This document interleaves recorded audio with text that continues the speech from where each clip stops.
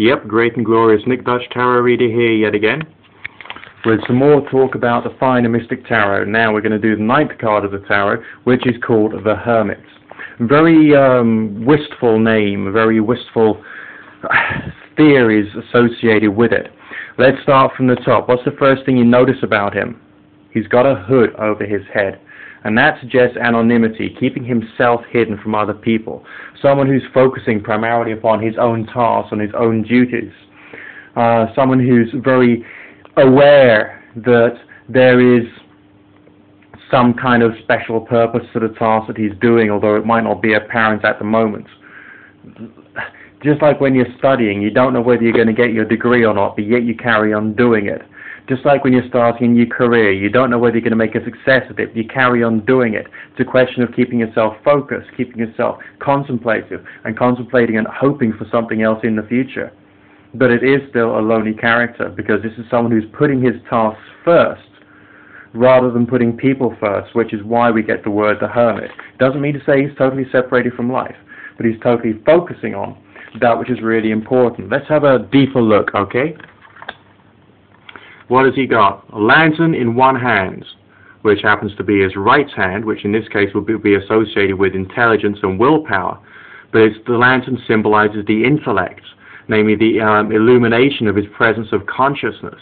So someone who is reasonably aware and essentially driven by their own intelligence, and you can tell by his clothing, he doesn't much care for his appearance.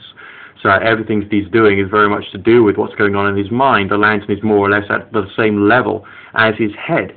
So this is actually a representation, so to speak, of his own divine aura coming out of him. Again, someone wise in years, so wise that he doesn't actually care for things of a relatively material nature. He cares much more for relatively spiritualistic concepts. Now, in his left hand, which again deals with his heart, because it's on the left-hand side of his body, he's carrying this staff. The curious thing about the staff in this card is that it contains a number of different sections. There's 1, 2, 3, 4, 5, 6 sections of visible. And one of them he's got his hand covering.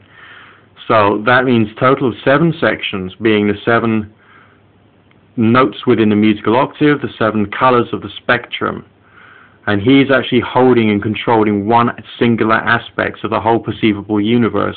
When people who use symbology use color, they're using it to represent different parts of the perceivable or knowable world. Alright, so different colors would have different meanings. Of course, every culture would interpret the colors differently, as I've already pointed out in a previous video. Some people see blue as being for healing, others people see blue as a color of despair. So he's taken the world from one point of view, and he's using that as his guide to extrapolate the rest of the world. He's using his staff in a similar manner to a blind man, okay? So from a very limited perspective and understanding of the world, he's trying to work out everything else. There's this peculiar motif at the bottom left hand of the card, and that's this kind of serpent. Now, some biblical mythology creeps into tarot as well. What did the serpent symbolize in the book of Genesis? It symbolized temptation.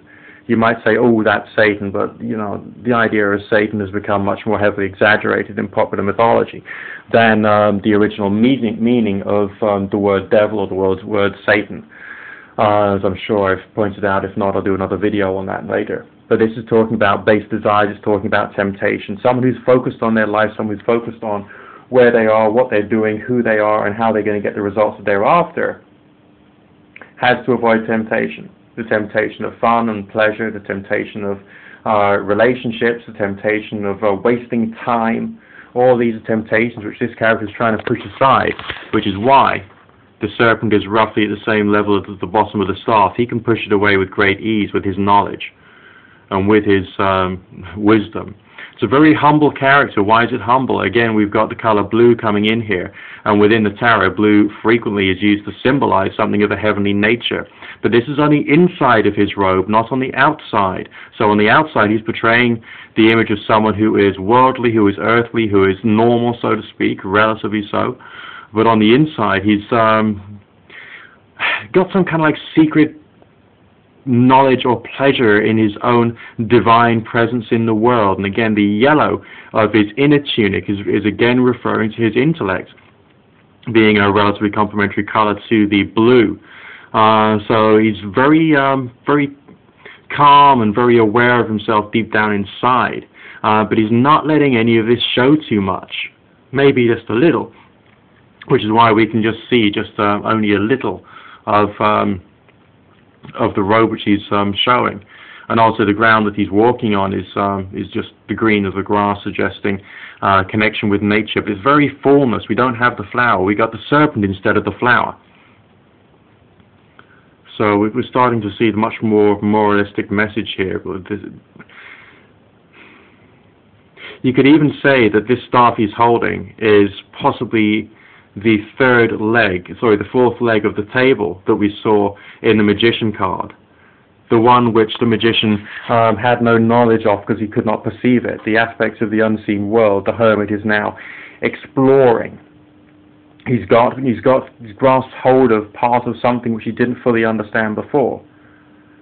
And he's using a limited knowledge to be able to extrapolate and work out and to divine, so to speak, all the other phenomenon within the universe, just from a very simplistic or very basic number of ideas, such as those inherent in, for instance, mysticism, for instance, the tarot, for instance, religion. So you should be seeing by now that tarot is not just a story, not just a tool of divination, but is an explanation of various different stages that we can find ourselves in our life. Fascinating. Also, the planetary association with the elderly characters is that of Saturn, the planet Saturn, which is often regarded as our teacher. So this is someone who has his knowledge and is willing to depart it to those who are right to hear it, not those who aren't right to hear it. So he's also a very shrewd character as well.